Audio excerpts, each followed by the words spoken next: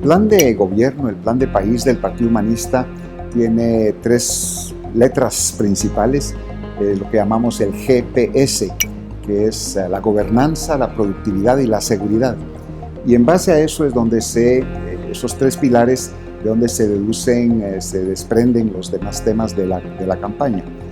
El tema principal, lo que más nos preocupa, o más bien lo que queremos alcanzar, lo que queremos desarrollar en Guatemala, es el desarrollo económico del país, sacar a Guatemala de la pobreza.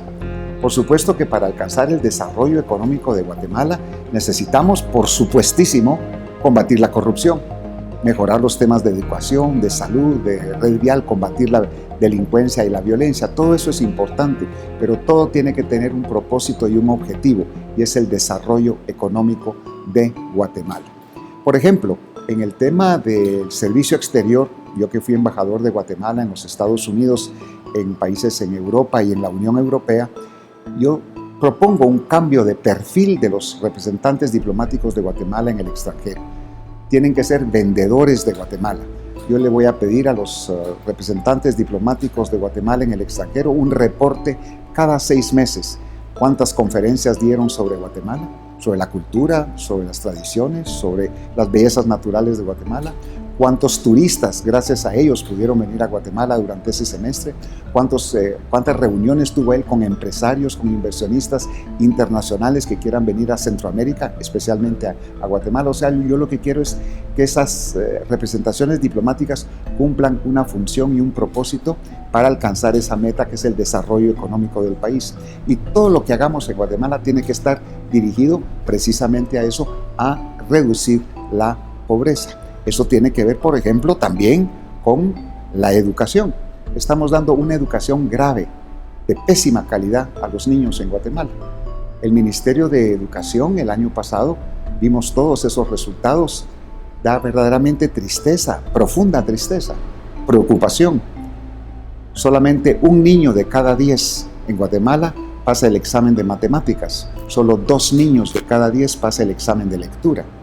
Y estamos viendo cómo los muchachos que llegan a la secundaria diversificado no están calificados, no son competitivos en el mercado laboral tampoco.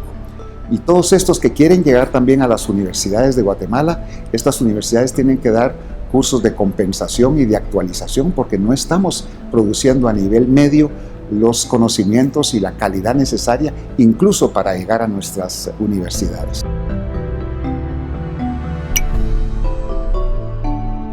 Los padres de familia hacen esfuerzos y sacrificios para enviar a sus hijos a colegios privados, a institutos privados, y eso no es garantía tampoco de que hay una buena educación. Y lo estamos viendo pues a nivel nacional, no es un problema solamente en la educación pública, es también en la educación privada. El tema de la supervisión, es muy importante que el Ministerio de Educación, el gobierno, también esté encima de los institutos públicos y privados, colegios públicos y privados, escuelas públicas y privadas también, para que se mejore la calidad de la educación. Es importante también que el Estado pueda otorgar becas de estudio para niños de primaria, de secundaria y a nivel universitario también, para crear una meritocracia, para que los niños y los jóvenes de Guatemala, los mejores estudiantes, los que obtienen las mejores calificaciones, también tengan oportunidades para poder superarse. Hay una enorme cantidad de niños y de jóvenes en Guatemala que por falta de recursos, por falta de oportunidades, no pueden seguir sus estudios. El Estado tiene que identificar quiénes son los mejores estudiantes de cada año en todo el sistema educativo del país y el Estado proporcionar ese tipo de apoyo y de respaldo a través de becas. Lo que tenemos que crear en Guatemala también es calidad de ciudadanos a través de la educación. No estamos formando cuadros para el futuro y no somos competitivos, no lo vamos a hacer en el futuro tampoco. Entonces necesitamos impulsar y ayudar a estos jóvenes, a los mejor calificados, a los que más se esfuerzan, a los que mejores resultados obtienen, mejores punteos obtienen, para promocionarlos para que puedan salir adelante.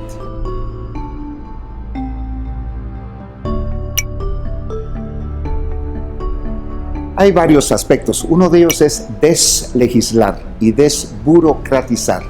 Esa desburocratización es con doble R, por favor, ¿verdad? Es desburocratizar.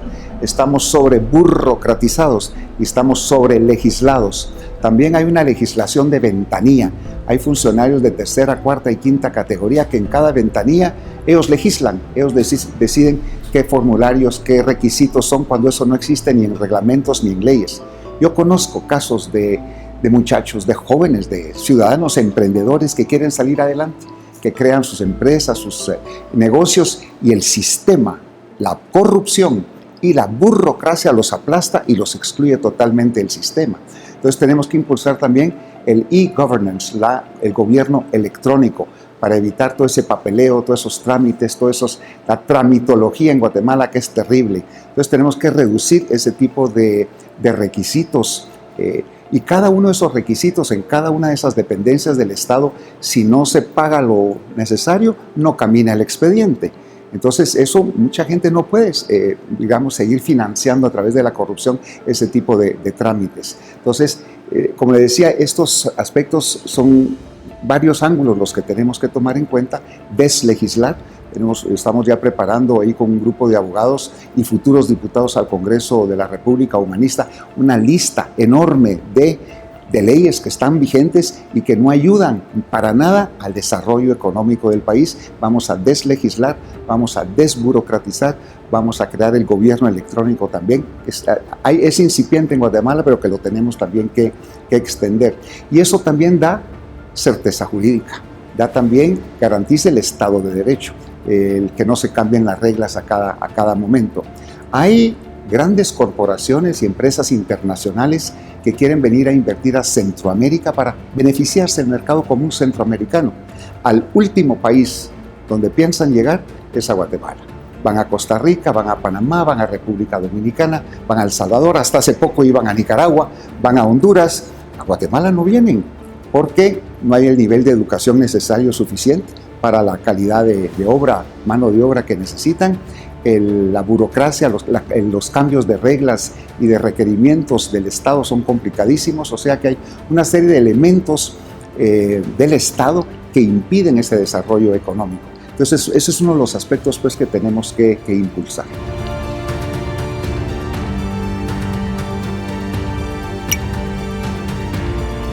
Bueno, en ese sentido hay que reconocer que cuando este gobierno tomó posesión, quien destruyó esas carreteras no fue este gobierno.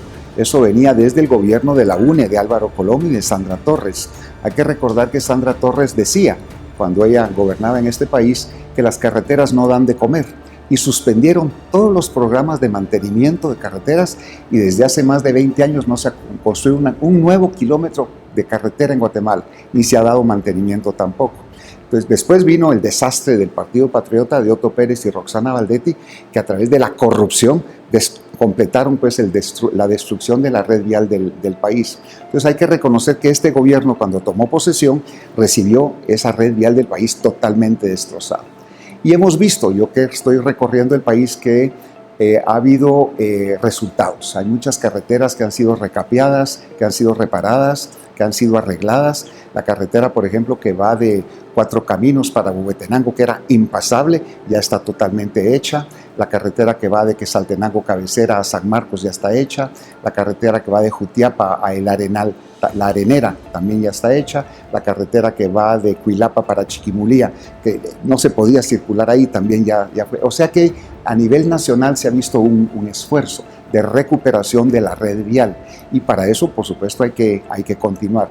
Pero la gran tragedia, por supuesto, sigue siendo la carretera en el litoral del Pacífico, de la frontera de México a la frontera de El Salvador, la famosa carretera que iba a ser Odebrecht, y que debido a la corrupción del gobierno del Partido Patriota y Alejandro Sinibaldi y Manuel Valdizón, que era su socio, y toda esa gente, dejaron sin terminar. Y ahí es donde yo no entendí nunca jamás por qué el Estado, el gobierno, no pudo hacer lo que hicieron los gobiernos en el Perú, en Colombia, en Panamá, que fueron víctimas también de esa corrupción por parte de Odebrecht y de sus funcionarios nacionales, que resolvieron ese problema. En Guatemala no se pudo resolver. Y ahí está tirada la carretera.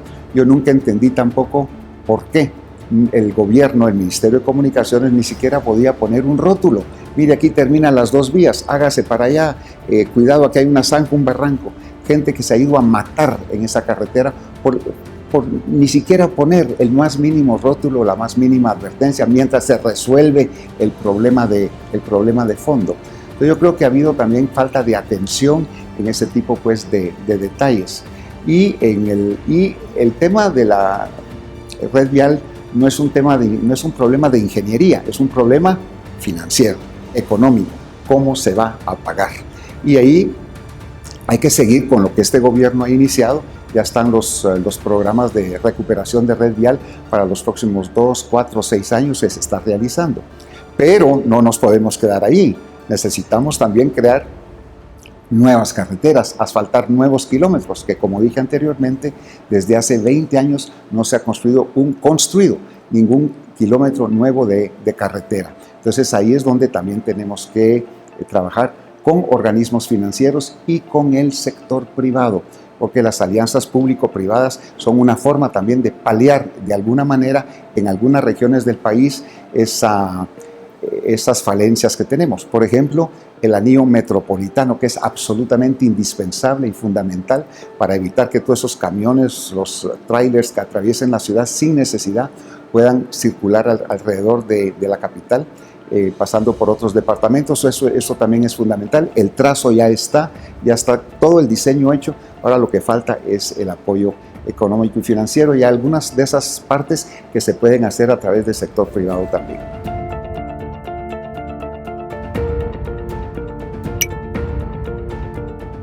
Y ahí hay que mencionar a la CICIG. Sí. Y quiero decir, si no fuera por la CICIG, Otto Pérez Molina y Roxana Valdetti serían miembros del Parlacén, gozando de inmunidad y de impunidad. Y el presidente de la República sería o Alejandro Sinibaldi o su socio y íntimo amigo Manuel Valdizón. Uno de ellos sería el presidente de la República y Guatemala hubiera caído ya en ese precipicio, en ese barranco del cual ya no se sale. O sea que esa es una parte importante de lo que la CICIG hizo en Guatemala. La CICIG llega a su fin el 3 de septiembre de este año. No se puede hablar de una extensión, de una prolongación, porque la CICIG llega a su fin. El nuevo gobierno toma posesión a mediados del año entrante. Pero la corrupción sigue. Los niveles de corrupción y de impunidad están enquistados en todas las esferas del país. Hablábamos hace un momento de los problemas que tienen los emprendedores, las personas que quieren trabajar independientemente en Guatemala, crear una empresa, un negocio, que el sistema y la corrupción no les permite. Eso es a todos los niveles. Lo vemos todavía en los puertos, lo vemos en las aduanas, lo vemos en muchos de los ministerios. La tramitología, si no se paga la mordida correspondiente, no avanza el expediente. Esa corrupción existe. Esa corrupción existe además de la de los grandes contratos, la de las grandes comisiones, todo eso existe. Pero hay otra corrupción también, que es legal, pero que es inmoral. Por ejemplo, está el directorio, la junta directiva del RENAP. Todos hemos oído hablar del Registro Nacional de las Personas, el RENAP. Pues el RENAP tiene una junta directiva que se llama el directorio. Yo creía que el directorio se reunía una vez por mes, porque hay un director ejecutivo y la junta directiva no tiene por qué reunirse más que para ver temas estratégicos. Pues no, resulta que el directorio del RENAP se reúne 2 veces por semana. El ministro de Gobernación, por ejemplo, es uno de los miembros del directorio de RENAP. Yo preguntaba el otro día, ¿y el ministro de Gobernación va 2 veces por semana a reuniones de la junta directiva del RENAP, como que no tuviera otras cosas que hacer? Sí, me dicen, él nunca falta. ¿Pero por qué? Fue mi pregunta. Por la dieta.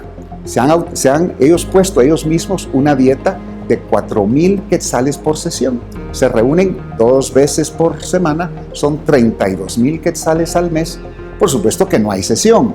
Llegan, firman como que hubiera sesión, toman su cafecito y se van. Y eso es legal. La Contraloría de Cuentas no puede hacer nada, pero es inmoral. Y así vemos también en los consejos municipales. Antes, el Código Municipal, por ejemplo, prohibía que los consejos municipales pudiesen establecer sus propias dietas para ellos mismos, podían establecer las dietas para una futura administración municipal, pero los consejos municipales nunca aumentaban las dietas de quienes podían ser sus contrincantes o sus enemigos políticos después. Entonces eso nunca subía. Entonces los muchachones del Congreso modificaron el Código Municipal y ahora se permite que los consejos municipales puedan establecer sus propias dietas. Y vemos cosas increíbles a nivel nacional, todo legal, pero totalmente inmoral, consejos municipales que establecen, por ejemplo, 4,000 quetzales de dietas por sesión y se reúnen varias veces al mes. Y hay concejales y síndicos que salen con 60, 70, 80,000 quetzales al mes solo de dietas. Yo conozco un alcalde de una cabecera departamental que gana 105,000 quetzales al mes de sueldo, de dietas, de gastos de representación y de viáticos. Eso es legal, pero es inmoral. Menciono estos casos porque hay mucha corrupción. La vieja política ha establecido una serie de sistemas dentro del Estado y del gobierno para beneficiarse ella, la vieja política, sus familiares, sus aliados políticos, etc. Por ejemplo, el Parlacén. ¿Cómo es posible que Guatemala tiene 22 diputados en el Parlacén que ganan casi 50,000 quetzales al mes cada uno, casi 600,000 quetzales al año y no hacen absolutamente nada? Y cuando uno ve la lista de quiénes son los diputados al Parlacén, pues están las esposas, las novias, los hijos, los papás, las mamás, los primos de los diputados que están en el Congreso de la República actualmente. Eso es legal, pero es inmoral. Esa es también corrupción. Entonces hay que hablar de todo el tema de la corrupción, pero hay muchos escondrijos en la administración pública también que son corrupción, a lo cual también le tenemos que enfrentar. En el caso del Parlacén, ¿es por eso que ustedes no tienen listados de candidatos a esa institución? Sí, en relación al Parlacén, el Partido Humanista fue una decisión que se tomó en la Asamblea Nacional hace un tiempo, cuando fuimos proclamados los candidatos a cargos de elección popular. Yo propuse a la Asamblea que no se postularan candidatos al Parlacén, porque no hacen nada. Ya la descripción pues que he hecho de lo que es el Parlacén. Entonces, el Partido Humanista es el único partido que no presenta candidatos al Parlacén. Yo estaba viendo qué iban a hacer los demás partidos políticos y todos cayeron en la misma trampa. Todos volvieron a postular candidatos al Parlacén y todos volvieron a postular al hijo del secretario general, a la novia no sé quién, a la esposa aquí, exactamente la misma cosa. Entonces, nosotros, el Partido Humanista, le vamos a pedir a los ciudadanos, el día de la elección, ese 16 de junio, ahí va a aparecer una papeleta. Hay una papeleta para votar para los diputados para el Parlacén. En esa papeleta no va a aparecer, no va a estar la cruz blanca sobre fondo azul del Partido Humanista, no va a estar. Y le vamos a pedir a todos que votemos nulo en esa papeleta, para que no haya ningún diputado en el Parlacén. Y si alguno llegase a ser electo, yo como presidente de la República, yo voy a denunciar el Tratado Constitutivo del Parlamento Centroamericano, con la facultad del Ejecutivo del presidente para hacerlo, para terminar con ese antro de inmunidad y de impunidad.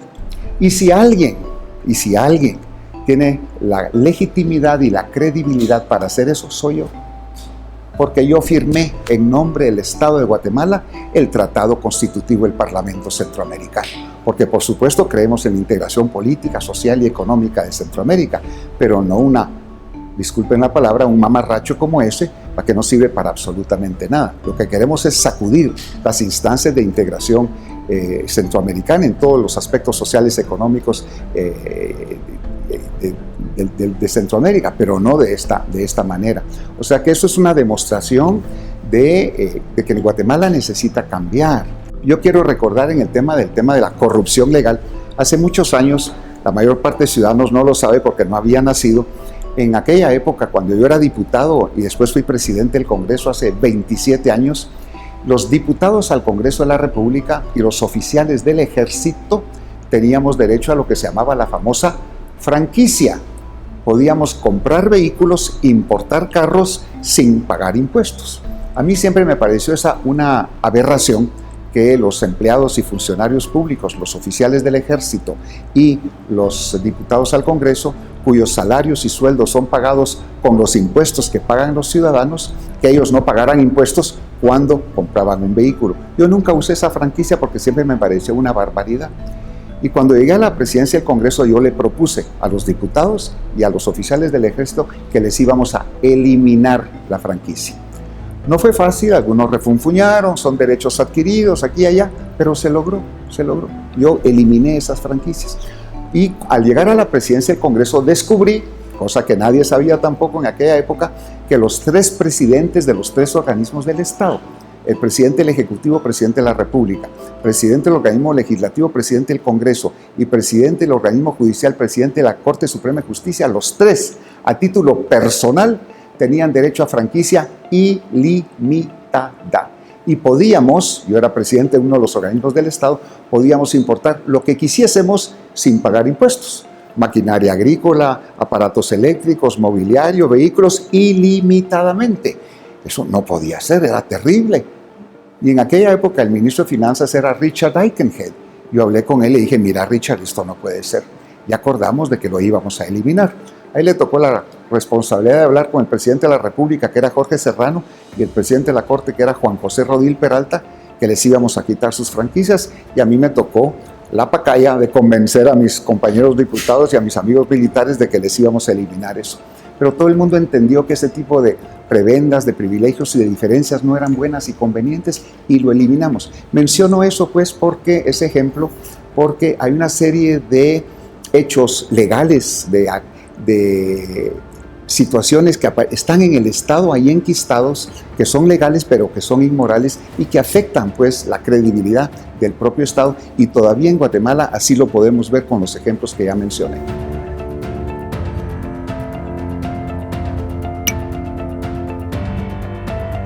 Guatemala ha estado sufriendo de inseguridad, sobre todo el tema de la violencia, de la delincuencia esta que está organizada, las maras, las pandillas, los robos, los asaltos, las extorsiones.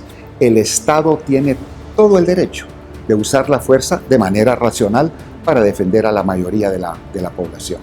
Ahí tenemos que restablecer mecanismos de disuasión, de intimidación también y de represión a los que violan la ley.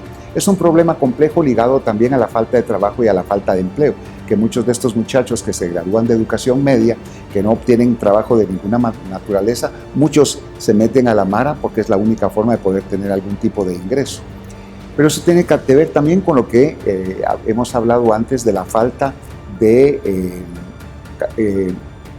apoyo del Estado a los niños, el tema de la desnutrición, la falta de educación. Niños desnutridos que en Guatemala se están muriendo de hambre y sin educación, cuando crezcan sin referencias morales, familiares, educativas de ninguna naturaleza, la tendencia, como ocurre en muchas partes del mundo, de esos segmentos de la población es la violencia, es la delincuencia, en este caso en Guatemala son las maras. Entonces también tenemos que ir a esos aspectos de la responsabilidad del Estado de garantizar la educación y la salud básica de la población.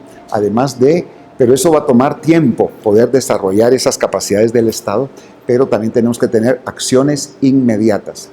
A mí me tocó, yo fui representante de las Naciones Unidas, jefe de la misión de pacificación y estabilización en Haití en el año 2006.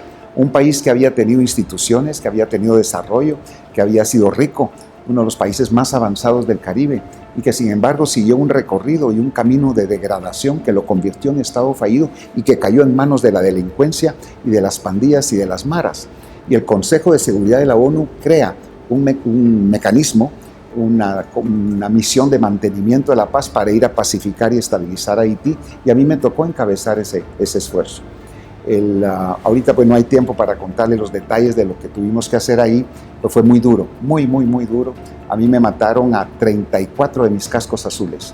Para mí lo más difícil era, como jefe de esa misión de la ONU, estar frente a un féretro, depositar una ofrenda floral y enviar ese cuerpo de un joven voluntario, porque todas las tropas de Naciones Unidas son voluntarios que vienen de muchas partes del mundo.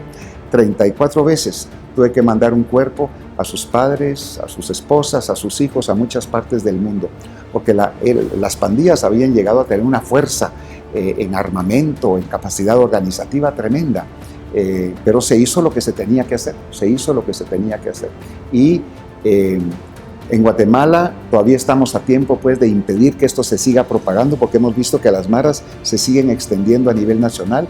Ya no son un fenómeno capitalino ni un fenómeno urbano, ahora es un fenómeno que se está manifestando y expresando a muchos niveles de la sociedad guatemalteca. Ahorita, por supuesto, en televisión y públicamente no puedo exactamente decir todo lo que vamos a hacer, porque sería informar a los bandidos y a los delincuentes para que ellos también se preparen para defenderse. Pero tenemos ya un plan preparado, la cercanía también de la policía y las fuerzas de seguridad con la población, los temas de inteligencia para saber quién es quién, dónde operan, cómo operan, ese tipo de información de la cual a veces no se tiene. El Estado en algunos momentos, en algunos segmentos sí tiene, está la Secretaría de Inteligencia del Estado, está el Ministerio de Gobernación, hay varias otras entidades que tienen ese tipo de información, pero no se comunican entre sí, no la comparten entre sí, entonces es algo que también estamos resolviendo con un equipo, vamos a resolver con un equipo de especialistas en la materia. El tema del servicio social también, el tema del trabajo, forma parte de esa complementariedad que tenemos que tener para darle oportunidad a estos jóvenes.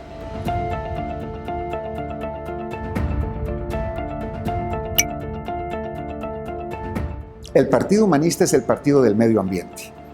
Tenemos programas, una visión, primero una preocupación y una angustia sobre ese tema fundamental. Hemos estado enfermando la tierra. Si uno recorre el país como lo he estado haciendo yo, vemos que todas las cuencas de todos los ríos, de todos los cuerpos de agua, de todos los lagos está totalmente contaminado. Si alguno de ustedes, alguno de los que nos está viendo, alguna vez fue a Chimaltenango, allá al lago de los Cisnes hace algunos años, mi recomendación es no vayan, por favor no vayan. Mejor se quedan, guardan el recuerdo de aquellos años cuando fueron al lago de los Cisnes. Ahí atrás, a unos metros atrás, nace el río Guacalate. El otro día estábamos ahí visitando el nacimiento del río Guacalate. Uno no se puede acercar ni a 20 metros. Los malos olores, la peste, los animales muertos, las llantas ahí tiradas, algo terrible. El nacimiento del río Guacalate. Y así están todos los ríos del país. El lago de Amatitlán, que es una sopa de arveja ahora. Vayan a ver el lago de Atitlán ahora, ya está. La cianobacteria ahí burbujeando. Y dentro de algunos años, si no tenemos cuidado, el lago de Atitlán también va a estar contaminado. El plástico, las botellas, la basura, las bolsas, las pajillas por todas partes. Recorremos este bellísimo país nuestro.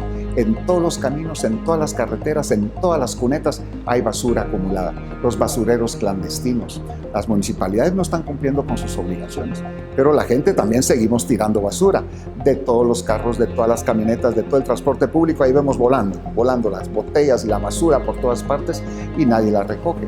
Covial, antes había algo que se llamaba Covial, ¿verdad? Que por ahí está medio funcionando, no recoge la basura.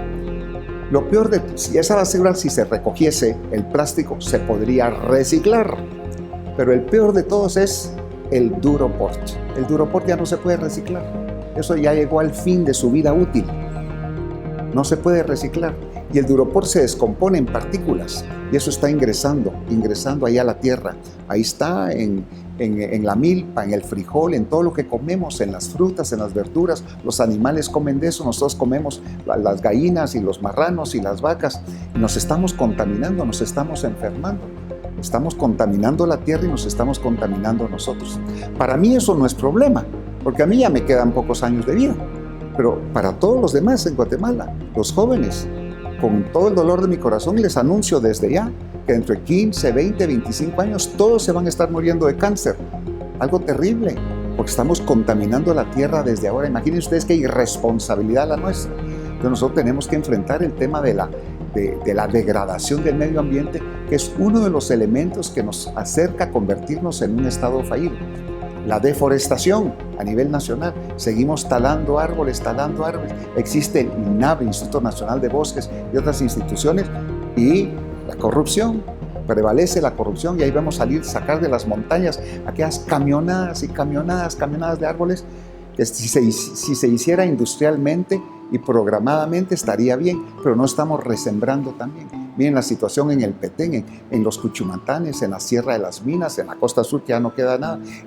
Eso es terrible, es parte de esa degradación que estamos sufriendo. Entonces, para nosotros, el tema del medio ambiente es absolutamente fundamental. Y ya no lo hacemos por nosotros, tenemos que pensar en nuestros hijos y en nuestros nietos también. Entonces vamos a insistir mucho en todos los aspectos de protección del medio ambiente, en todos sus aspectos. Porque está el ambiente, la contaminación del ambiente visual, la contaminación del ambiente también auditivo, la contaminación del ambiente a través de los vehículos que no están regulados ni controlados, el humo negro en las camionetas sigue como que sin nada, además de toda la contaminación que tenemos. Ya varias municipalidades en Guatemala han tomado una iniciativa fantástica de prohibir las bolsas plásticas de uso único, de prohibir las pajillas de plástico, de prohibir algunos productos que solo se usan alguna vez. El otro día estábamos en Santo Tomás de Castilla, ahí junto a Puerto Barrios, hay una playa pública, arena gris muy bonita y todo. Ahí estábamos caminando. Después de 2.700 o 2.800 contadas, ya paré de contar, la cantidad, más bien conté 2.700 o 2.800 pajillas plásticas ahí en la playa, en la arena. Eso no se degrada. Ese plástico va a estar ahí dentro de 100 años, dentro de 300 años, dentro de 500 años. Eso no se degrada. Entonces tenemos a nivel nacional, el Estado, la República, tomar decisiones en ese sentido. Incluso en Haití y en muchos otros países africanos, en Ruanda y en muchos otros países, ya se prohibió el Duroport, por ejemplo. Se prohibieron las bolsas plásticas de uso múltiple, se han prohibido las pajillas. Volvamos a las pajillas de papel o de cartón como habían antes, que son degradables. Ahora hay otro tipo de material degradable que se puede usar también, que no contamina la tierra. Entonces vamos a ser muy enfáticos en el tema del medio ambiente también.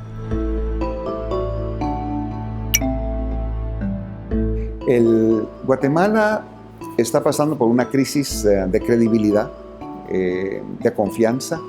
Un país dividido, polarizado, y lo que Guatemala necesita también es unidad, es diálogo interno. Entonces yo tengo, por supuesto, en nuestros equipos de trabajo, gente que ha estado trabajando en el plan de país, en mucha de la legislación necesaria o la deslegislación necesaria, porque vamos a deslegislar también, pero mi aspiración es a crear un gobierno de unidad nacional. Hay gente muy capacitada, de altísimo nivel en Guatemala. Eso todavía falta, porque necesitamos hablar. Cualquier persona que llega a ocupar la presidencia de la República, cualquiera, va a tener un Congreso bastante fraccionado y bastante dividido. Entonces necesitamos hacer esfuerzos de unidad también a nivel legislativo, porque todo lo que estamos pensando, todos los candidatos presidenciales realizar, depende también de la acción del Congreso de la República. Entonces necesitamos establecer esos nexos de conversación, de diálogo e identificar las prioridades para sacar adelante a Guatemala, que yo estoy seguro que se pueden hacer, así como lo logré hace 27 años para derogar las franquicias de los diputados y oficiales del Ejército y presidentes de los 3 organismos del Estado, que aunque no estaban, en aquel momento se pusieron de acuerdo, nos pusimos de acuerdo, y Guatemala necesita ese tipo de diálogo, ese tipo de unidad nacional. Entonces yo pienso en un gobierno de unidad nacional también, en donde podamos conjugar muchos de los de personas de diversos sectores del país trabajando juntos, todos en base a un proyecto de salvación nacional, de rescate nacional. Hay algunas personas, algunas todavía autorizado y otras no, pero por ejemplo puedo mencionar que el ministro de Cultura va a ser el maestro Lester Godínez, que es uno de los grandes íconos de la cultura nacional, de la música nacional. Él será el ministro de Cultura. En el tema del Ministerio de Cultura vamos a separar el Ministerio de Cultura de Deportes. Guatemala tiene uno de los países del mundo que tiene más culturas en plural y que tenemos que realmente fomentar, tenemos que elevar, tenemos que darle el perfil necesario. Entonces vamos a tener un ministerio de culturas realmente importante para promocionar, para diseminar, para reconocer lo que las culturas guatemaltecas son. Entonces vamos a concentrarnos mucho en eso, y la parte del segmento de deportes se irá pues a otra parte del Estado. Eso incluye también eliminar más de algún ministerio. Estamos explorando a ver qué ministerio vamos a eliminar. Varias secretarías de la Presidencia de la República que están ahí, que no sirven para absolutamente nada, solo para colocar al compadre o a los amigos partidarios. Por ejemplo, existe una Secretaría de Turismo en la Presidencia de la República. Entonces yo me pregunto, ¿qué hace la Secretaría de Turismo en la Presidencia de la República? Igual que el Parlacén, no hacen absolutamente nada. Y así como esa, vamos a eliminar otras secretarías. Para eso existe el Instituto Guatemalteco de Turismo. Y en el tema del desarrollo económico del país, nosotros los humanistas le estamos apostando muchísimo al pilar que representa el turismo en Guatemala. Costa Rica recibe más o menos 3.200.000 turistas al año, Guatemala más o menos 1 millón de turistas al año. Cuando Guatemala tiene 10.000 cosas más que ofrecerle que cualquier otro país del mundo. Entonces el tema del turismo, eso va a generar trabajo de calidad, bien pagado en servicios, en restaurantes, en hoteles, en seguridad, en administración, en construcción. El turismo lo llamamos todos pues la industria sin chimeneas y vamos a apostarle mucho a eso. ¿Usted sabe cuántos barcos cruceros llegan a Roatán cada año? Cada barcos cruceros con pasajeros, más o menos cada barco crucero tiene 2.000, 3.000, 4.000 pasajeros. A Roatán llegan más o menos 360 barcos cruceros al año. Cuando llega uno a Puerto Quetzal, es portada ahí en 502, llegó un barco crucero, al Puerto Quetzal y es gran noticia, es un barco crucero. Cuando llega, allá llegan más de 100, 200, 300 al año. Entonces, el turismo debe ser una de las fuentes de desarrollo económico también, uno de los pilares, y le estamos apostando mucho a eso. Pero por supuesto, para garantizar al turismo, necesitamos también que vengan los turistas, tenemos que enfrentar el tema de la basura y la porquería y la suciedad, el tema de la violencia.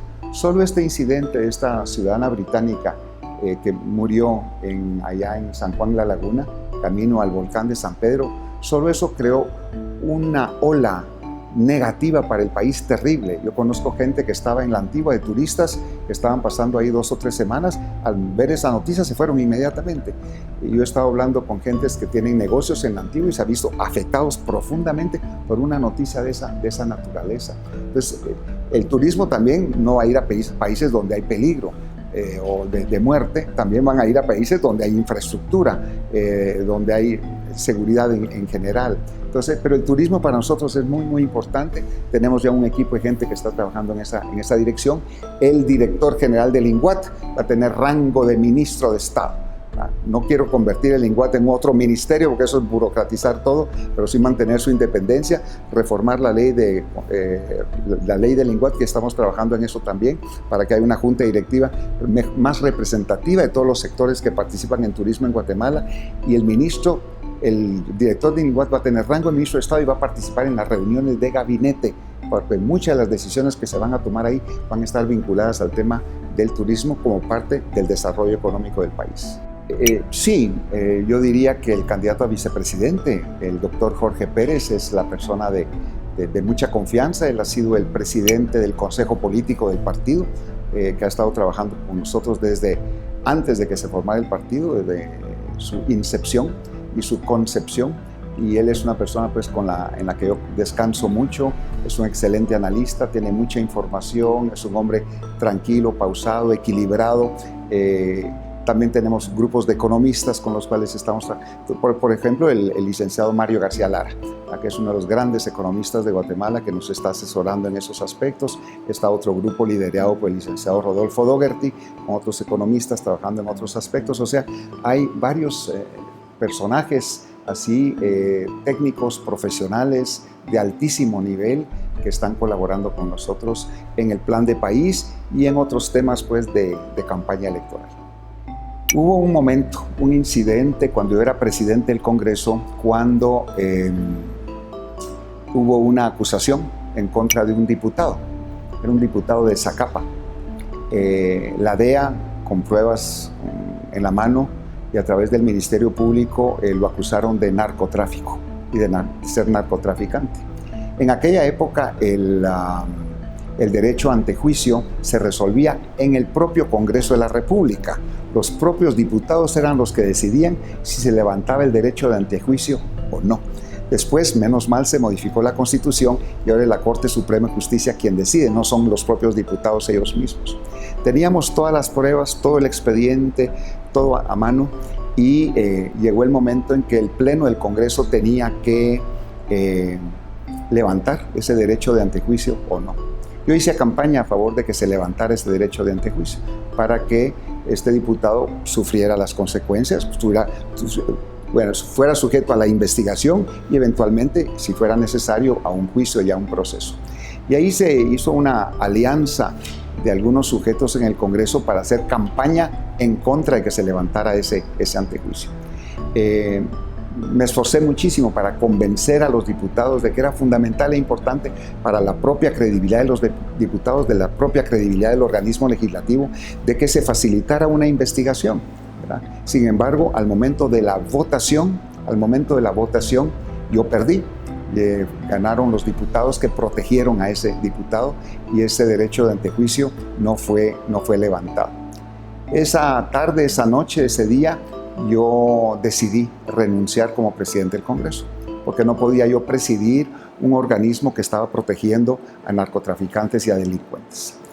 Y ahí algunos de los asesores, consejeros me dijeron, no hombre, no renuncies.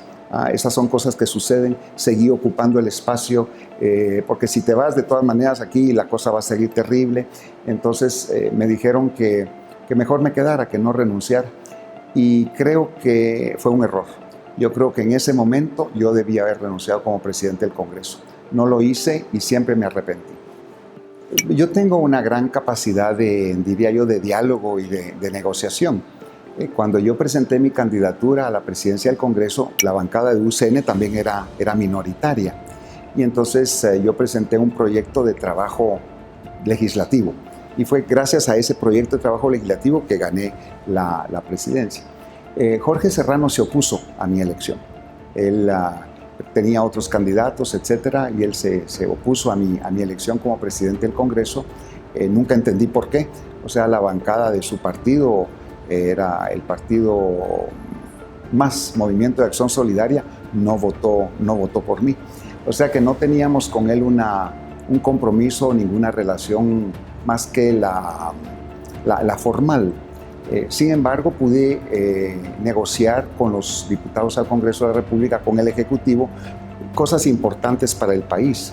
En muchas ocasiones se trató de, por ejemplo, un viaje.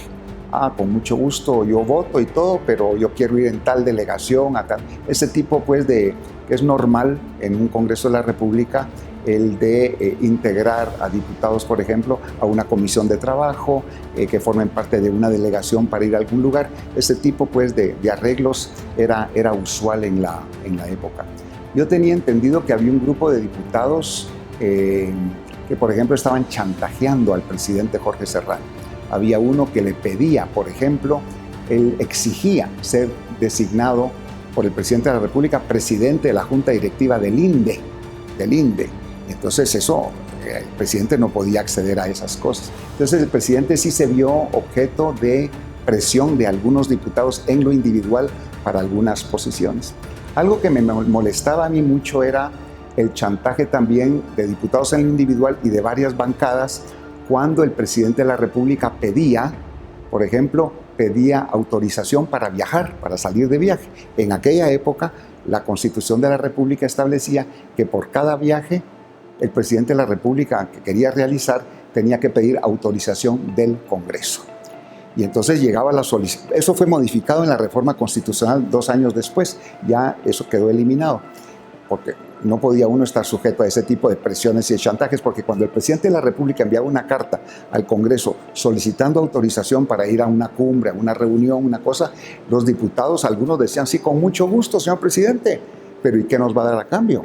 Eso existía ahí totalmente, y muchas veces el presidente no pudo viajar porque no se le otorgó a estos diputados ese tipo de cosas que querían. Entonces yo propuse un acuerdo legislativo, autorizando al presidente de la República a viajar antes de que, o sea, un permiso permanente para que el presidente de la República pudiera viajar permanentemente para no ser sujeto a ese tipo de presiones y de chantaje y de negociación cada vez. Y logré que el Congreso de la República lo pasara esa disposición legal para que no hubiera ese tipo de negociación en cada ocasión, y eso fue aprobado. Sin embargo, vino una bancada, el Partido de Avanzada Nacional en la época, PAN, y presentó un recurso de inconstitucionalidad ante ese acuerdo legislativo, diciendo que la Constitución de la República, la palabra que usaba estaba expreso, por cada viaje tenía que necesitar una autorización. Entonces se me vino abajo esa medida legislativa que eliminaba ese tipo de chantajes y de negociaciones en cada vez. ¿Pero hubo algún tipo de negociación con Serrano Lías? Porque ahora le llaman el pacto de corruptos, pero antes era el Congreso de los Depurables y sí, según me comentaban, pues inició justamente en su presidencia. Pues no, la verdad es que no hubo ningún tipo de negociación con Serrano de ningún tipo a cambio de nada. Institucionalmente del Congreso de la República o de la Junta Directiva o el presidente del Congreso que era yo. Como digo, sí me notaba yo algún tipo de presiones y de chantajes de algunos diputados en lo individual, que el presidente se resistía también a ese tipo de cosas y yo también, nunca lo aceptamos. Pues no, le puedo asegurar de que no había ningún tipo de nada en ese sentido. Lo que sí hubo fue mucha capacidad de poder hablar con los diputados sobre muchos temas importantes, por ejemplo, la eliminación de las franquicias. Nosotros mismos nos eliminamos las franquicias. Cuando pasé, por ejemplo, la iniciativa para el bono 14, habían algunos diputados que no estaban de acuerdo con el bono 14, sin embargo, se hablaba con ellos, se negociaba, había pues una posibilidad de diálogo y finalmente logré pasar el bono 14. El Código Procesal Penal, el actual candidato a diputado del Partido Unidos, que es el licenciado Arturo Soto, era el presidente de la Comisión de Legislación y Puntos Constitucionales, y él dirigió todo el proceso para redactar el nuevo Código Procesal Penal, que también tuvo sus bemoles en muchos aspectos. Sin embargo, con el apoyo de la presidencia lo logramos pasar.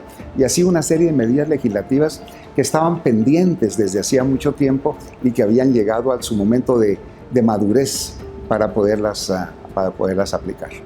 Hace 4 años hubo varios partidos políticos, incluyendo todos que se acercaron a mí para explorar la posibilidad de ser un candidato presidencial. Pero de nuevo, la vieja política era lo mismo de siempre. Son negociaciones, yo quiero, aunque no estuvieran calificados. Entonces yo no me sentía a gusto con ese tipo de negociaciones y ahí fue cuando yo ya decidí no participar hace 4 años.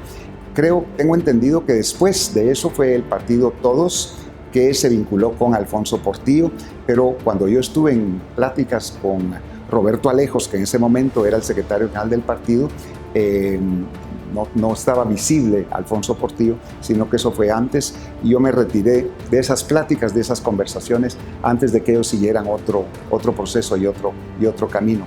Y por eso fue cuando hace 2 años, cuando decidimos crear nuestro partido, muchos partidos políticos, estoy equivocado. Aquí en Guatemala hay emprendedores, que es una cosa increíble, y hay gente que organiza partidos políticos para venderlos.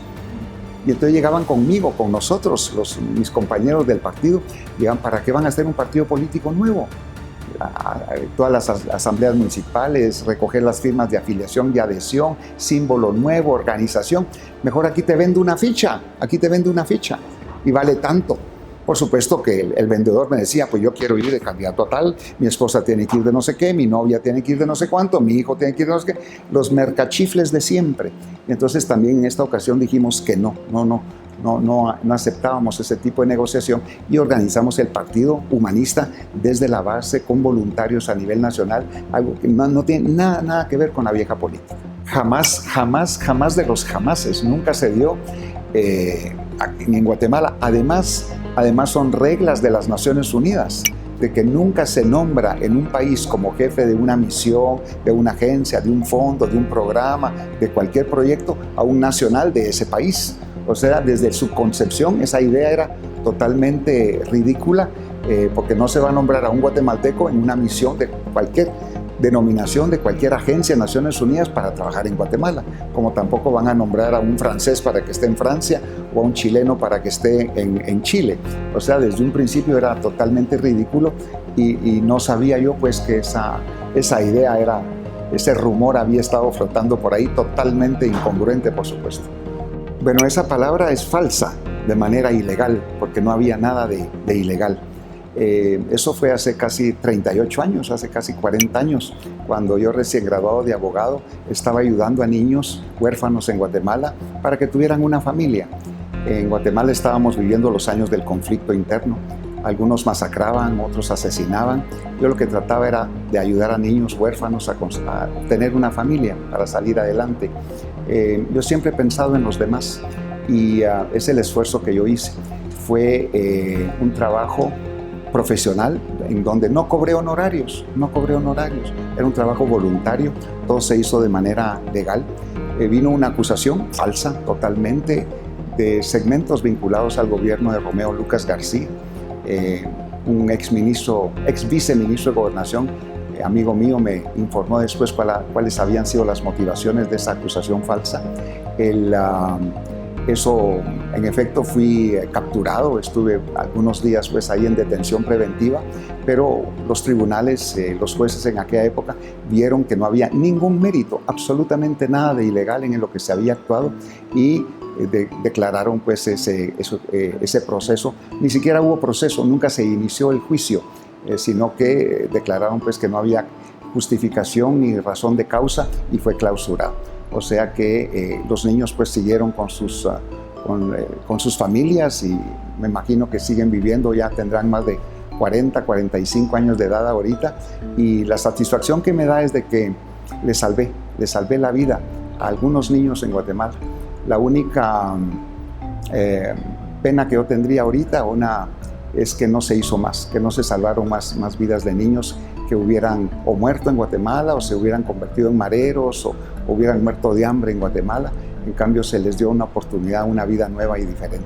Esa satisfacción me queda, pero todo fue legal y algunos grupos contrincantes ahora de partidos políticos, lo único que han encontrado de poder acusarme es de eso, de haber ayudado a los demás. Pero si hubiera tenido la oportunidad lo hubiera hecho aún más. Primero vamos a trasladar la capital. Vamos a trasladar la capital periódicamente. En el primer mes vamos a trasladar la capital a Quetzaltenango y ahí va a estar el presidente y van a estar los ministros y cualquier funcionario internacional, un embajador que quiera presentar cartas credenciales, pues que nos vaya a ver allá a Quetzaltenango. Porque el problema que tenemos en Guatemala son los anillos, esos círculos que se hacen a través del presidente. Y asume la presidencia y pierde contacto con la realidad. Yo conozco de eso, yo sé de eso, entonces queremos impedir que eso se forme, esos anillos alrededor del presidente. Es importante ese contacto con la realidad. Entonces yo me voy a ir un mes a Quetzaltenango para operar ahí en todo el occidente. De ahí nos vamos a ir para el oriente, vamos a ir al norte, vamos a estar en Cobán, en todas partes. No es un gabinete móvil, sino realmente instalando al gobierno en cada uno de estos lugares para estar en contacto con las necesidades de la gente, para ver cómo se están implementando los planes de gobierno, etc. Ese contacto con Guatemala permanente es muy importante. En segundo lugar, el tema de la corrupción. Ahí les voy a enseñar en el gabinete un gran chicote, y vamos a aplicar el chicote. Ahí no vamos a permitir, y se los voy a advertir y se los voy a decir a todos los funcionarios públicos y a todos los empleados públicos: cero tolerancia con la corrupción, ningún indicio, ninguna sospecha de corrupción, por favor. Y vamos a aplicar la ley y yo voy a perseguir a los corruptos. Guatemala sigue inmersa en corrupción. Los recursos, como hablábamos anteriormente, los recursos están y se los están robando. Entonces tenemos que hacer enorme esfuerzo y eso tiene que venir desde la Presidencia de la República también. El tema de la corrupción es muy importante. Ya que me pregunta tres temas, el tema de la basura para mí es fundamental. Y el 15 de enero del 2020, Dios mediante, un día después de tomar posesión, normalmente se designan a los gobernadores departamentales. Y les voy a decir a todos los gobernadores departamentales: dentro de un mes voy a ir a su departamento. Si yo detecto cualquier basura en sus caminos y en sus carreteras, las cunetas llenas de basura y todo, lo voy a destituir de su gobernación. Yo no sé cómo va a ser, con los Boy Scouts, con la brigada militar, yo no sé, es su problema, señor gobernador. Pero en 30 días yo quiero tener Guatemala nítida y limpia, toda la basura recogida. Esos son, creo, los tres cosas principales el primer día que vamos a hacer. Nunca me he puesto a pensar en eso, pero sí como alguien que pensó en los demás. alguien que tuvo un sentido de solidaridad social, alguien que se puso en los zapatos de los demás, alguien que fue un verdadero humanista.